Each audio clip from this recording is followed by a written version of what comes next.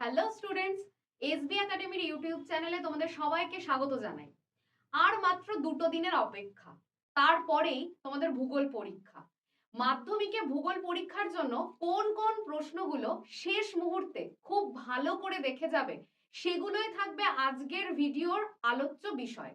সুতরাং সময় নষ্ট না করে এবং ভিডিওটি স্কিপ না করে শেষ পর্যন্ত দেখো যে 2 নম্বর, 3 নম্বর এবং 5 নম্বরের জন্য কোন কোন প্রশ্নগুলো পরীক্ষাতে ভালো করে পড়ে যেতে হবে এবং মানচিত্রের জন্য কোন কোন পয়েন্টগুলো তোমাদেরকে দেখে যেতে হবে, যাতে তোমরা ম্যাপেও ফুল মার্কস পেতে পারো। এবং এই যে প্রশ্নগুলো আজকে আমরা আলোচনা করব, এর মধ্যে থেকেই তোমরা পরীক্ষাতে কিন্তু প্রশ্ন পেতে চলেছো। সুতরাং ভালো করে আজকের ভিডিওটি দেখো। দেখো, প্রথমেই আমরা চলে আসি ভূগোলের একদম প্রথম অধ্যায়ের বেশ কিছু প্রশ্নে। প্রথম যে অধ্যায়টি সেটি হচ্ছে বহির্জাত প্রক্রিয়া এবং তার ফলে সৃষ্ট ভূমিরূপের অধ্যায়। এখান থেকে প্রথমেই যে 2 নম্বর গুলো এবং 3 নম্বর গুলো ভালো করে দেখবে, সেটা কি কি রয়েছে দেখো। প্রথমেই রয়েছে পর্যায়ন প্রক্রিয়া কাকে বলে, এটা অবশ্যই 2 এর জন্য ভালো করে পড়বে। অবরোহণ এবং আরোহণের পার্থক্য লেখো, এটাও 2 এর জন্য ভালো করে পড়ে যাবে। নগ্নিভবন কাকে বলে, এটাও ভালো করে 2 এর জন্য দেখবে। তারপরে নদী অববাহিকা কাকে বলে, এটাও 2 এর জন্য খুব ভালো করে পড়বে। আর যখন 2 নম্বরের প্রশ্নগুলো লিখবে, পয়েন্ট করে করে লিখবে, সংজ্ঞা, বৈশিষ্ট্য জানা থাকলে একটা বৈশিষ্ট্য, উদাহরণ, এগুলো কিন্তু দিতে হবে। যে বিষয়টার ছবি তোমার জানা আছে বা বিষয়টা তুমি ছবি আঁকতে পারবে, অবশ্যই 2 নম্বরেও সেই ছবিটা কিন্তু তোমাকে দিতে হবে। তাহলে প্রশ্ন লেখার, উত্তর লেখার যে গুণগত মান সেটা কিন্তু খুব ভালো হবে। এরপর দেখো ধারণ অববাহিকা কাকে বলে, এটাও 2 নম্বরের জন্য দেখে যাবে। ষষ্ঠ ঘাতের সূত্র, ডব্লিউ হপকিন্সের যে ষষ্ঠ ঘাতের সূত্র, এটাও 2 এর জন্য ভালো করে পড়বে। গিরিখাত এবং ক্যানিয়নের পার্থক্য, এটা অবশ্যই 3 এর জন্য ভালো করে দেখে যাবে। এক্ষেত্রে প্রথমেই বিষয় বলে আলাদা একটা পয়েন্ট থাকবে, যেখানে কিন্তু কোন বিষয়ের ওপর ভিত্তি করে তুমি গিরিখাত এবং ক্যানিয়নের পার্থক্য লিখছো সেটা যেন পরিষ্কারভাবে দেওয়া থাকে। এরপর দেখো হিমরেখা কাকে বলে, এটাও ভালো করে 2 এর জন্য পড়বে। হিমশৈল কাকে বলে, 2 এর জন্য পড়বে। তারপর বার্কস্ট্রুন্ড এবং ক্রেভাসের যে পার্থক্য এবং ছবি, অবশ্যই ভালো করে দেখবে। 2 অথবা 3-এর জন্য কিন্তু এই প্রশ্নটি ভালো করে পড়ছো। মরুদ্যান কিভাবে গঠিত হয়, অর্থাৎ ওয়েসিস বা মরুদ্যান কি, এই বিষয়টা এবং কিভাবে গঠিত হয়, এটা অবশ্যই 2-এর জন্য দেখবে। তারপর বারখান আর সিপ বালিয়ারির যে পার্থক্য, সেটা ভালো করে 3-এর জন্য দেখে যাবে। বারখান এবং সিপ বালিয়ারির পার্থক্য। পেডিমেন্ট এবং বাজাদার যে পার্থক্যটা রয়েছে, সেটাও কিন্তু ভালো করে, এটাও 3-এর জন্য কিন্তু দেখে যাবে অবশ্যই। তাহলে এগুলো কিন্তু প্রত্যেকটাই 2 অথবা 3-এর জন্য এই বহির্জাত প্রক্রিয়ার ফলে সৃষ্ট ভূমিরূপ থেকে ইম্পর্টেন্ট কোশ্চেন।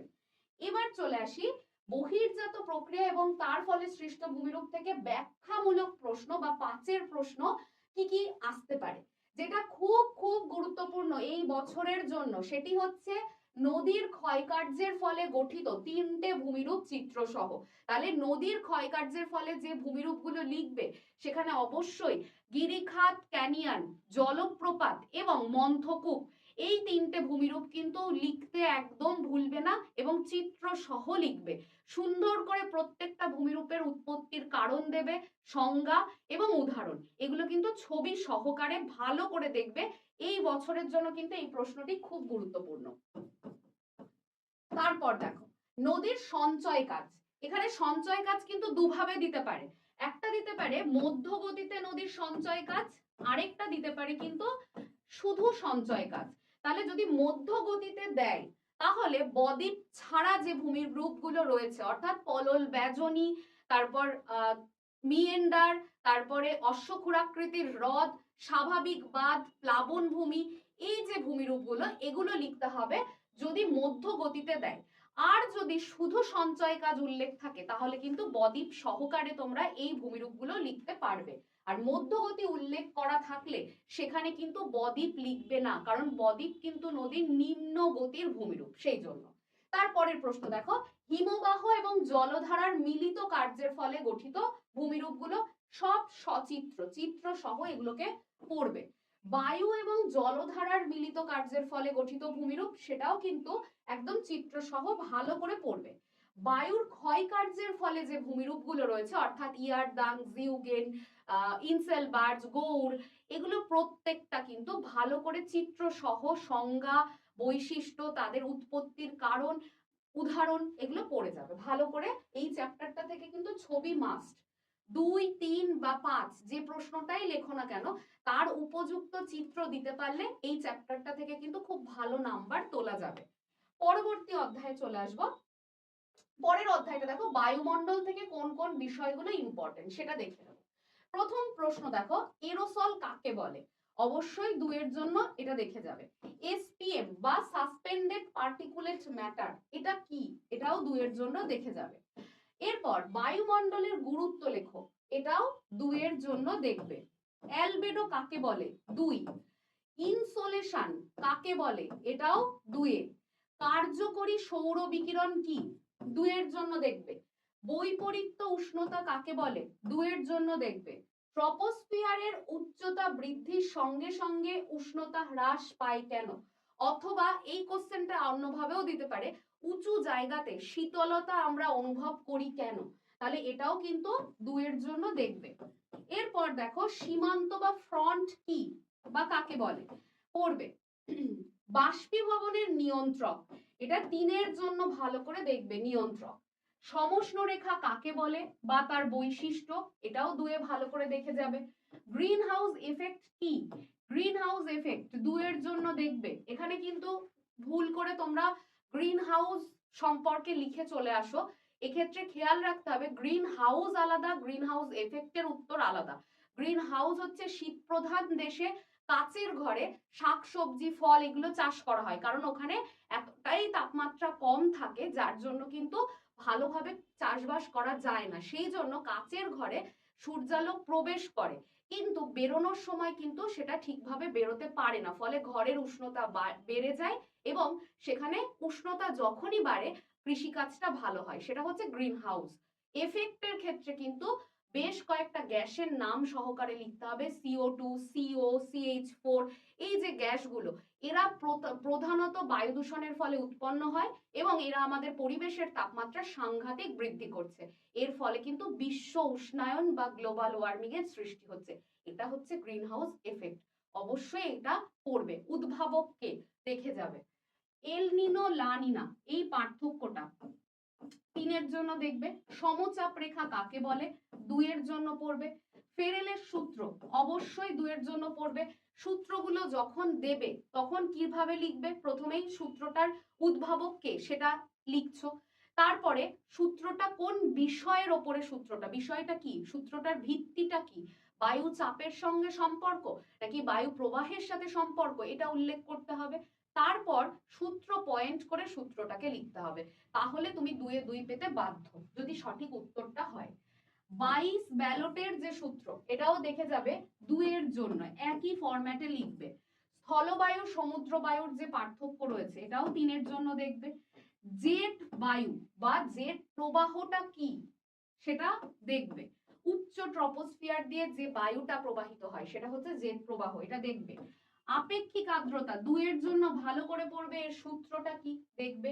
ঘনীভবনের নিয়ন্ত্রক 3 এর জন্য দেখবে। শিশির এবং কুয়াশার যে পার্থক্য রয়েছে এটাও কিন্তু 3 এর জন্য ভালো করে দেখে যাবে। এগুলো গেল বায়ুমণ্ডল থেকে 2 আর 3 এর কিছু প্রশ্ন। এর পরের অংশে চলে আসবো, বায়ুমণ্ডলের থেকে বড় প্রশ্ন আমাদেরকে কি কি দেখতে হবে। প্রথম প্রশ্ন দেখো, উষ্ণতার তারতম্যের ভিত্তিতে বায়ুমণ্ডলের স্তর বিন্যাস করো। এখান থেকে এক একটা বছর এক এক রকম প্রশ্ন আসে, পুরো প্রশ্নটাও আসতে পারে, আবার কোনো একটা স্তরের নাম উল্লেখ করে প্রশ্ন আসতে পারে, যেমন ট্রপোস্ফিয়ার, স্ট্র্যাটোস্ফিয়ার, মেসোস্ফিয়ার এরকম ভাবে। তাহলে এটা দেখবে।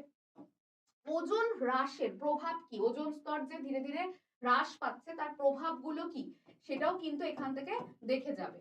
বায়ুমণ্ডল উত্তপ্ত হওয়ার পদ্ধতি, 3টে পদ্ধতি, পরিচলন, পরিবহন, এই পদ্ধতিগুলো কিন্তু বিকিরণ দেখবে। বায়ুমণ্ডলের উষ্ণতা তারতম্যের কারণ, ভালো করে এই জায়গাটা পড়বে, উষ্ণতার তারতম্যের কারণ কিন্তু গুরুত্বপূর্ণ। পৃথিবীর তাপ বলয়গুলো সম্পর্কে লেখো, অবশ্যই পড়বে। বিশ্ব উষ্ণায়নের প্রভাব কি ভালো করে দেখে যাবে। ঘনীভবনের বিভিন্ন রূপ অর্থাৎ শিশির, কুয়াশা, মেঘ এই রূপগুলো দেখবে, ধোঁয়াশা। অধঃক্ষেপণের বিভিন্ন রূপ, বৃষ্টিপাত, তুষারপাত এগুলো। শৈলক্ষেপ বৃষ্টিপাত সম্পর্কে চিত্র সহ লেখো। এটা অবশ্যই দেখবে বৃষ্টিপাতের মধ্যে থেকে সব থেকে বেশি পরীক্ষাতে আসে শৈলক্ষেপ বৃষ্টিপাত সম্পর্কে লেখো।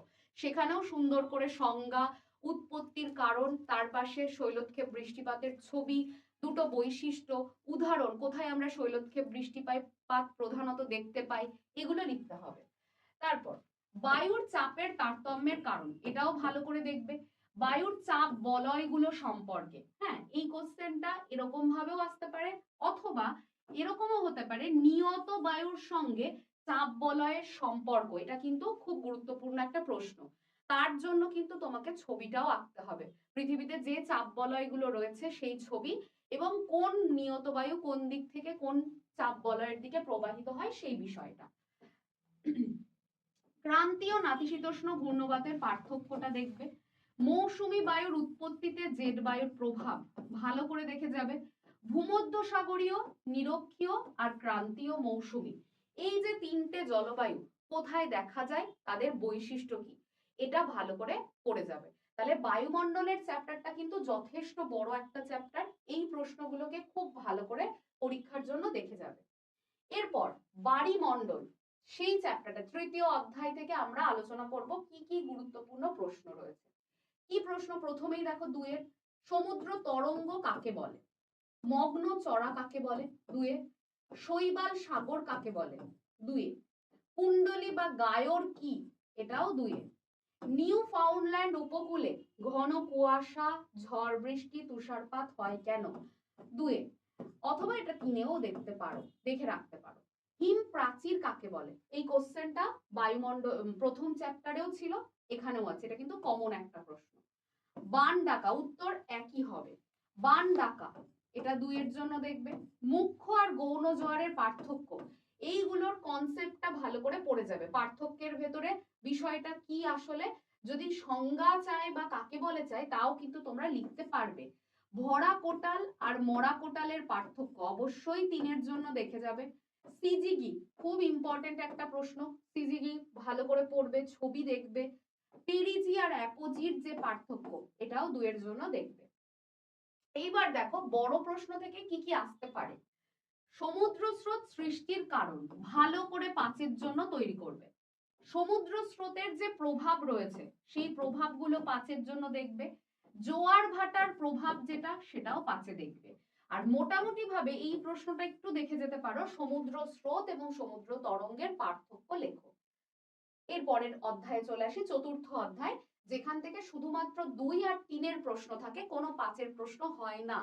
বর্জ্য ব্যবস্থাপনার চ্যাপ্টার, এখান থেকে যে কোশ্চেনগুলো খুব ইম্পর্টেন্ট, 2 ল্যান্ডফিল কাকে বলে? অবশ্যই 2 এর জন্য দেখবে। কম্পোস্টিং কি? 2 এর জন্য দেখবে। ড্রেনেজ কাকে বলে? 2 এর জন্য। স্ক্রাবার কি? এটাও 2 এর জন্য। এইবার এখান থেকে আরো একটা কোশ্চেন দিতে পারে, 2 দিতে পারে আবার 3 দিতে পারে, সেটা হচ্ছে 4R বা 3R যে পদ্ধতি, এটা কি? এটাও কিন্তু 2 দিতে পারে, 3 দিতে পারে। এবার দেখো বড় প্রশ্নের জন্য কি কি দেখবে। 3 প্রশ্নের জন্য প্রকৃতি অনুসারে বর্জ্যের শ্রেণী বিভাগ, 3টে ভাগ আলোচনা করতে হবে, কঠিন বর্জ্য, তরল বর্জ্য আর গ্যাসীয় বর্জ্য। তারপর জৈব ভঙ্গুর আর জৈব অভঙ্গুর বর্জ্যের পার্থক্য ভালো করে 3 জন্য দেখে যাবে। পরিবেশের ওপর বর্জ্যের প্রভাব কি? খুব গুরুত্বপূর্ণ একটা প্রশ্ন, এটা পড়বে। বর্জ্য ব্যবস্থাপনার পদ্ধতি লেখো, এখানে কিন্তু ওই একই বিষয় 3R বা 4R যে পদ্ধতিটা সেটাই লিখতে হবে, কিন্তু এটা আবার 2 আসতে পারে, তখন কিন্তু প্রত্যেকটা আর সম্পর্কে তোমাদের লিখে দিতে হবে যে কোন আরটার মাধ্যমে আমরা কি বুঝতে পারি। বর্জ্য ব্যবস্থাপনার প্রয়োজনীয়তা 3, বর্জ্য ব্যবস্থাপনায় শিক্ষার্থীর ভূমিকা, এটাও 3টে করে পয়েন্ট ভালো করে পড়বে। ভাগীরথী হুগলি নদীর ওপর বর্জ্যের প্রভাব কি? এটাও 3 জন্য দেখবে। আর বর্জ্যের উৎস, অর্থাৎ গৃহস্থালীর বর্জ্য, শিল্পজাত বর্জ্য, কৃষিজাত বর্জ্য, জৈব বর্জ্য, উৎসগুলো কি কি বর্জ্যের, এটাও ভালো করে 3 জন্য দেখবে। তাহলে এই চ্যাপ্টারটা থেকে কিন্তু এই প্রশ্নগুলোই কিন্তু ভীষণ গুরুত্বপূর্ণ। পরের অধ্যায়ে চলে আসি, ভারতের ভূগোলের যে অধ্যায়, ভারতের যে প্রশাসনিক বিভাগ, ওখান থেকে শর্ট প্রশ্ন দেখবে তোমরা।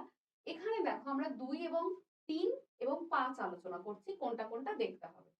সবার প্রথম প্রশ্ন ভূপ্রকৃতি থেকে, দুন কাকে বলে? 2 কাশ্মীর উপত্যকা কি? এটাও 2 দেখবে। পূর্ব এবং পশ্চিম হিমালয়ের পার্থক্য 3 জন্য দেখবে। খাদার এবং ভাঙ্গারের পার্থক্য 3 দেখবে। পশ্চিমঘাট পূর্বঘাটের পার্থক্য পর্বতমালার 3। মালনাদ আর ময়দান কি? এটাও 3 জন্য দেখবে। কয়াল কাকে বলে? 2 জন্য দেখবে।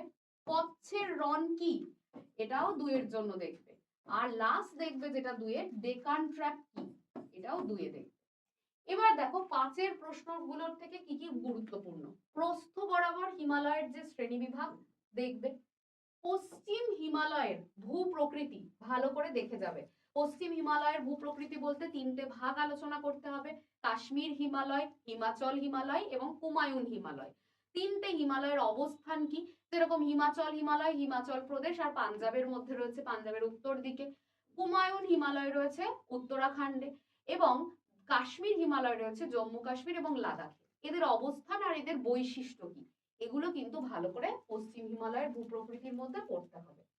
হিমালয়, বৃহৎ সমভূমি, উপদ্বীপীয় মালভূমি, এই যে 3টে রয়েছে এদের গুরুত্বগুলো খুব সহজ প্রশ্ন, রিডিং পড়লে লিখতে পারবে ভালো করে। হিমালয়ের পার্বত্য অঞ্চল, সমভূমি আর উপদ্বীপীয় মালভূমি, এদের এদের গুরুত্বগুলো ভালো করে দেখবে পাচ্ছে।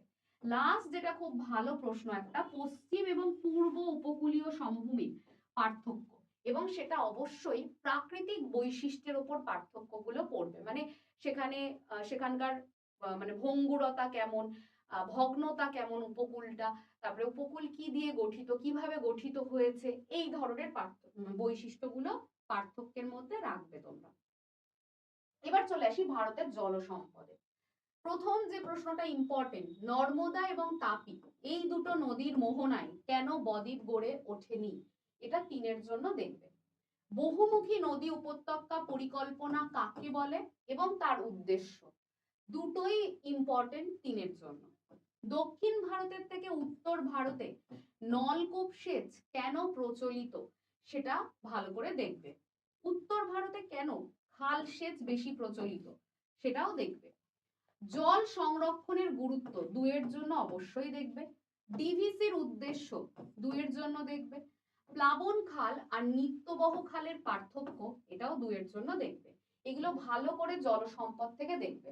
এরপর উত্তর আর দক্ষিণ ভারতের নদ নদীর পার্থক্য খুব ভালো করে দেখে যাবে 5 জন্য, খুব ভালো করে। আসলে নদ নদীর যে বৈশিষ্ট্য সেগুলো থেকেই যেন পার্থক্যটা হয়ে যায়, সেটা খেয়াল রাখবে। বৃষ্টির জল সংরক্ষণের পদ্ধতি, এটাও দেখবে। ভৌম জলের অতিরিক্ত ব্যবহারের প্রভাব যেটা, কুপ্রভাব যেটা, সেটার প্রভাবগুলো লিখবে, এটা 5। এরপর ভারতের জলবায়ু কি কি পড়তে হবে। মৌসুমী বিস্ফোরণ 2 দেখবে। লু কাকে বলে 2 জন্য পড়বে। আধি কি 2 জন্য পড়বে। কালবৈশাখী কাকে বলে 2 জন্য পড়বে। আশ্বিনের ঝড় 2 দেখবে, এগুলো সব 2। পশ্চিমী ঝঞ্ঝা 2। করমণ্ডল উপকূলে, তামিলনাড়ুর করমণ্ডল উপকূলে কেন বছরে 2বার বৃষ্টিপাত হয়, এটাও 2 জন্য দেখবে। এরপরে বড় প্রশ্ন বা 5 প্রশ্ন হিসেবে কি কি পড়বে। ভারতের জলবায়ু নিয়ন্ত্রক কি কি, অবশ্যই 5 জন্য দেখবে। ভারতের ঋতু বৈচিত্র্য আলোচনা করো, এটাও 5 জন্য দেখবে। ভারতীয় জলবায়ুর প্রধান বৈশিষ্ট্য কি, এটা লিখবে, দেখবে 5। জেট বায়ুর সঙ্গে ভারতের মৌসুমী বায়ুর সম্পর্ক বা প্রভাব, এটাও 5। এটা বায়ুমণ্ডলের চ্যাপ্টারেও কিন্তু এই রকমই প্রশ্নের উত্তরটা কিন্তু লিখতে হবে। প্রশ্নটা শুধু একটু আলাদা কিন্তু উত্তর একই, এটা পড়বে। পরে ভারতের মাটি থেকে কি কি পড়তে হবে, দেখো ল্যাটেরাইট আর লাল মাটি পার্থক্য 3 পড়বে। বধ্যভূমি বা ব্যাডল্যান্ড কাকে বলে 2। ঝুম চাষ কাকে বলে, এটা 2 পড়বে এগুলো। আর দেখো 5 জন্য কি কি পড়ছো, পলি মাটি, কৃষ্ণ মাটি, লাল মাটি আর ল্যাটেরাইট মাটি, এদের বন্টন মানে কোথায় কোথায় দেখা যায় এবং এদের বৈশিষ্ট্যগুলো কি কি। মাটি ক্ষয়ের কারণ আর মাটি সংরক্ষণের পদ্ধতি, এটা পড়লেই এখান থেকে বেশ কয়েকটা দুইও তৈরি হয়ে যাবে। সেটা হচ্ছে ফালি চাষ কি,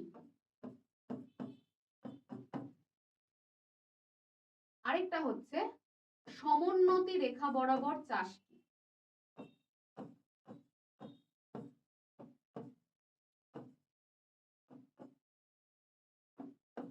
আর মালচিং কি। পরের চ্যাপ্টার থেকে চলে আসি ভারতের স্বাভাবিক উদ্ভিদ। সামাজিক বনসৃজনের যে সংজ্ঞাটা সেটা দেখবে, কৃষি বনসৃজনের সংজ্ঞা দেখবে, সামাজিক এবং কৃষি দুটো বনসৃজনেরই উদ্দেশ্য ভালো করে পড়বে, তিনের জন্য উদ্দেশ্যগুলো দেখবে। সামাজিক আর কৃষি বনসৃজনের পার্থক্য দেখবে তিনের জন্য।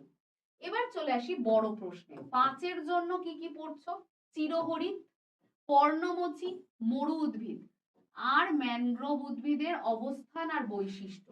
এগুলো কিন্তু প্রত্যেকটা, এই যে উদ্ভিদগুলো দেখতে পাচ্ছ, ক্রান্তীয় চিরহরিৎ, ক্রান্তীয় পর্ণমোচী, মরু উদ্ভিদ, ম্যানগ্রোভ উদ্ভিদ, এদের বন্টন এবং এদের বৈশিষ্ট্য লেখো। অরণ্য সংরক্ষণের পদ্ধতি লেখো, এটাও ভালো করে দেখবে। পরের অধ্যায়ে চলে আসি ভারতের কৃষি থেকে কি কি আসতে পারে। হর্টিকালচার কি, এটা দুয়ে দেখবে। রেটুন কাকে বলে, দুয়ে। সোনালী পানীয় কাকে বলে এবং কেন বলা হয়, এটা দেখবে। ভারতীয় কৃষির বৈশিষ্ট্য, অবশ্যই এগুলো পাঁচের জন্য দেখবে। ভারতীয় কৃষির সমস্যা কি, পাঞ্জাব এবং হরিয়ানায় কৃষির উন্নতির কারণ কি, আর এখান থেকে ধান, কার্পাস, ইক্ষু, চা, কফি, এদের যে ভৌগোলিক পরিবেশ সেটা ভালো করে দেখবে, বিশেষত জোর দেবে প্রাকৃতিক পরিবেশের ওপরে। প্রাকৃতিক পরিবেশগুলো কিন্তু খুঁটিয়ে খুঁটিয়ে পড়বে, উষ্ণতা, বৃষ্টিপাতের পরিমাণ, তারপরে তোমার মাটি কিরকম, জমি কিরকম প্রয়োজন, এগুলো। তাহলে ধান, কার্পাস, ইক্ষু, চা, কফি, এই কটার অনুকূল ভৌগোলিক পরিবেশ দেখে যাবে। তারপরে চলে আসি ভারতের শিল্পে কি কি পড়ছো দুয়ের জন্য।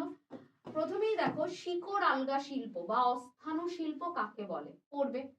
পণ্য সূচক দুয়ের জন্য পড়বে। বিশুদ্ধ কাঁচামাল, অবিশুদ্ধ কাঁচামাল, প্রত্যেকটার সাথে উদাহরণ দিয়ে লিখবে দুয়ের জন্য। বিশুদ্ধ আর অবিশুদ্ধ কাঁচামালের পার্থক্য তিনের জন্য দেখবে। বন ভিত্তিক এবং কৃষি ভিত্তিক শিল্প কাকে বলে, এদের উদাহরণ দেখবে। লৌহ ইস্পাতের কাঁচামাল দুয়ে দেখবে। দুর্গাপুরকে কেন ভারতের রুর বলা হয়, এটাও কিন্তু দুয়ের জন্য অথবা তিনের জন্য দেখবে। কার্পাস শিল্পের কাঁচামাল দুয়ে দেখবে। কার্পাস বয়ন শিল্পকে কেন শিকড় আলগা শিল্প বলে, দুয়ে। অনুসারী শিল্প কাকে বলে, পেট্রো রসায়ন শিল্পকে সূর্যোদয়ের শিল্প বা আধুনিক শিল্প দানব বলে কেন, সংযোজন ভিত্তিক শিল্প কাকে বলে, মোটর গাড়ি শিল্পকে এবং কেন, তথ্য প্রযুক্তি শিল্প কি, আউটসোর্সিং কি, আর তথ্য প্রযুক্তি শিল্পের দুটো গুরুত্ব, এগুলো সবকটাই দেখবে দুই এবং তিনের জন্য। পাঁচে কি কি পড়তে হবে দেখো, পাঁচের জন্য পূর্ব এবং মধ্য ভারতের লৌহ ইস্পাত শিল্পের কেন্দ্রীভবনের কারণ। এখান থেকে কিন্তু যে শিল্পই লেখো না কেন প্রত্যেকটা শিল্পের কাঁচামাল ভালো করে কিন্তু দেখবে। ভিলাই এবং দুর্গাপুরে কেন লৌহ ইস্পাত শিল্প কেন্দ্র গড়ে উঠেছে। পশ্চিম ভারতে কার্পাস বয়ন শিল্পের উন্নতির কারণ। পশ্চিম ভারতে পেট্রো রসায়ন শিল্পের উন্নতির কারণ। ভারতে মোটর গাড়ি শিল্পের উন্নতির কারণ। আর ভারতের তথ্য প্রযুক্তি শিল্পের উন্নতির কারণ। এই উন্নতির কারণগুলো প্রত্যেকটা ভালো করে দেখবে। এবার চলে আসি ভারতের জনসংখ্যার চ্যাপ্টারে। দুই থেকে পড়ছো সেন্সাস বা আদমশুমারি কি। সুস্থায়ী উন্নয়ন ভীষণ ইম্পর্টেন্ট, তিনের জন্য ভালো করে দেখে যাবে। স্থিতিশীল উন্নয়ন বা সুস্থায়ী উন্নয়ন কাকে বলে, জনঘনত্ব কাকে বলে, ভারতীয় আদমশুমারি অনুযায়ী শহর বা নগর গড়ে ওঠার শর্তগুলো কি কি, এটা দুয়ের জন্য দেখবে, তিনটে শর্ত আছে। নগরায়ন কাকে বলে, এটাও দুয়ের জন্য ভালো করে দেখবে। এবার পাঁচে কি পড়তে হবে, পাঁচে দেখো তিনটে প্রশ্ন তোমাদের পড়তে হবে ভালো করে। ভারতে অসম জনবন্টনের কারণ প্রাকৃতিক, অর্থনৈতিক, সামাজিক এগুলো মিশিয়ে পড়বে, প্রাকৃতিকের ওপর বেশি জোর দেবে। ভারতে নগরায়নের সমস্যাগুলো কি কি, শহর এবং নগর গড়ে ওঠার কারণগুলো কি কি, এখান থেকে প্রত্যেকটাই 5 এর জন্য তৈরি করবে। এবার চলে আসি ভারতের শেষের যে অংশটা রয়েছে, পরিবহন এবং যোগাযোগ ব্যবস্থা। কি বলছে, সোনালী চতুর্ভুজ কাকে বলে, 2 এ দেখবে। হীরক চতুর্ভুজ কাকে বলে, 2 এ। রজ্জু পথের দুটো ব্যবহার, 2 এ। ইন্টারনেটের সুবিধা, 2 এ। আধুনিক যোগাযোগ ব্যবস্থা কাকে বলে, অবশ্যই 2 এ দেখবে। পরিবহন এবং যোগাযোগ ব্যবস্থার দুটো পার্থক্য, 2 এ দেখবে। আর তার সাথে গ্লোবাল ভিলেজ কাকে বলে। এখন ইন্টারনেটের সুবিধার জন্য পুরো পৃথিবী আমাদের হাতের মুঠোয়, গ্লোবাল ভিলেজ কাকে বলে এটা দেখবে। 5 এর জন্য দুটো প্রশ্ন ভালো করে পড়বে, ভারতের পরিবহনের গুরুত্ব আর ভারতের সড়ক পথ, রেলপথ আর আকাশ পথের সুবিধা বা গুরুত্ব, এগুলো সবকটাই 5 এর জন্য দেখবে। লাস্ট যে অধ্যায়টা নিয়ে আমরা আলোচনা করব সেটা হচ্ছে উপগ্রহ চিত্র এবং ভূবৈচিত্র্য সূচক মানচিত্র। কি কি পড়বো আমরা এই অধ্যায়টা থেকেও জানি, শুধু 2 এবং 3 এর প্রশ্ন হয়ে থাকে। প্রথমেই 2 এর প্রশ্নগুলো দেখে নিই। উপগ্রহের সেন্সর বা প্ল্যাটফর্ম কি, সেন্সর কি এবং প্ল্যাটফর্ম কি।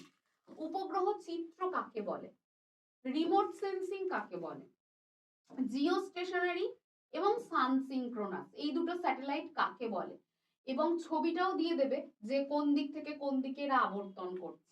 ভূবৈচিত্র্য সূচক মানচিত্র কাকে বলে, পিসিসি কাকে বলে, এসএফসিসি বা স্ট্যান্ডার্ড ফলস কালার কম্পোজিট কাকে বলে, আরএফ স্কেল বা ভগ্নাংশ সূচক স্কেল কাকে বলে। 3 এর যে প্রশ্নগুলো পড়বে সেটা হচ্ছে উপগ্রহ চিত্রের বৈশিষ্ট্য কি, উপগ্রহ চিত্রের গুরুত্ব কি, উপগ্রহ চিত্রের সুবিধা এবং অসুবিধা কি, ভূবৈচিত্র্য সূচক মানচিত্রের বৈশিষ্ট্য লেখো, ভূবৈচিত্র্য সূচক মানচিত্রের গুরুত্ব লেখো, উপগ্রহ চিত্র এবং ভূবৈচিত্র্য সূচক মানচিত্রের মধ্যে পার্থক্য লেখো, ভূবৈচিত্র্য সূচক মানচিত্রের স্কেল, 3টে স্কেল সম্পর্কে লিখতে হবে এখানে, বিবৃতিমূলক, ভগ্নাংশ সূচক এবং রৈখিক scale, degree sheet, million sheet আর ইঞ্চি শিটের বৈশিষ্ট্য লেখো, সক্রিয় এবং নিষ্ক্রিয় সেন্সরের পার্থক্য লেখো, জিও স্টেশনারি এবং সান সিনক্রোনাস স্যাটেলাইটের পার্থক্য লেখো। এগুলো সব 3 এর জন্য দেখে যাবে ভালো করে। আর এখান থেকে আরেকটা প্রশ্ন অবশ্যই দেখবে, পিক্সেল কাকে বলে,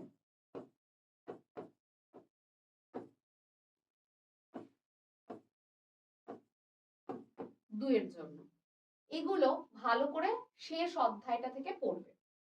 এইবার যেটা তোমাদের খুব সমস্যাদায়ক সেটা হচ্ছে যে কোন কোন ম্যাপ পয়েন্টিং প্র্যাকটিস করতে হবে। দেখো ম্যাপ পয়েন্টিং তো একদম বছরের প্রথম থেকেই খুব ভালো করে প্র্যাকটিস করতে হয়, এটাকে সাজেশন হিসেবে দেওয়াটা খুব কঠিন ব্যাপার। তা সত্ত্বেও বেশ কয়েকটা ম্যাপ পয়েন্টিং দেখে যাবে অবশ্যই। শিবালিক পর্বত, আরাবল্লী পর্বত, বিন্ধ্য পর্বত, সাতপুরা পর্বত, নীলগিরি পর্বত, পশ্চিমঘাট, পূর্বঘাট, মেঘালয় মালভূমি, দাক্ষিণাত্য মালভূমি, ছোটনাগপুর মালভূমি, নর্মদা নদ, তাপি নদ, কাবেরী নদী, গোদাবরী নদী, মহানদী, কৃষ্ণা নদী। আর ভারতের শুষ্কতম অঞ্চল, আর্দ্রতম অঞ্চল, পূর্ব ভারতের বৃহত্তম হ্রদ অর্থাৎ লোকটাক, চিল্কা, কোলেরু, পুলিকট, এই হ্রদগুলো দেখবে। এছাড়া বছরে 2 বার বৃষ্টিপাত হয় কোথায়, করমণ্ডল উপকূল।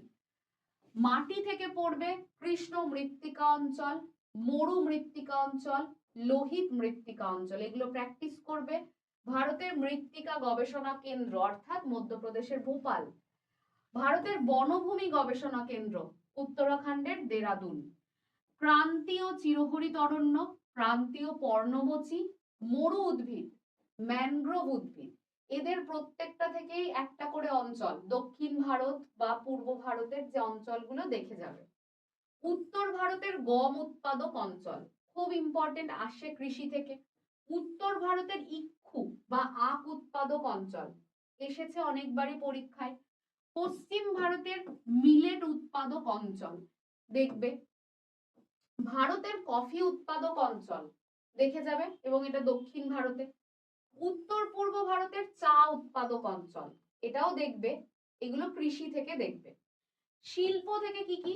ভারতের রুর অর্থাৎ দুর্গাপুর, ভারতের সিলিকন ভ্যালি বেঙ্গালুরু, ভারতের বৃহত্তম তথ্য প্রযুক্তি কেন্দ্র দেখবে, ভারতের ভারী ইঞ্জিনিয়ারিং কেন্দ্র যে কোনো একটা কেন্দ্র দেখবে।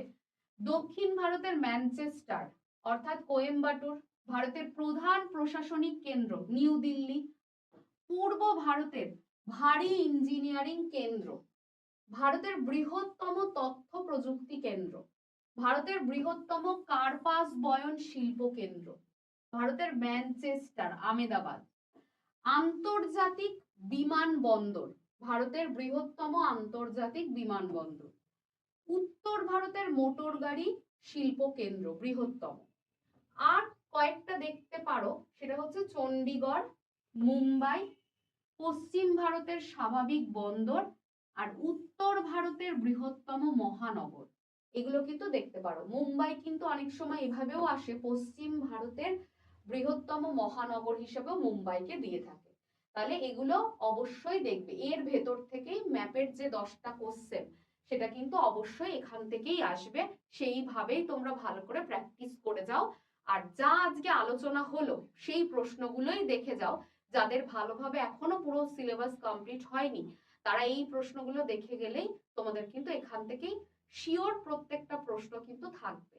তাহলে আজকে এই পর্যন্তই। পরীক্ষা কেমন হলো অবশ্যই প্রত্যেকে জানিও, এবং ভালো থেকো, সুস্থ থেকো। বাকি পরীক্ষাগুলো আরো ভালো হোক এটাই আশা করব। ধন্যবাদ সবাইকে।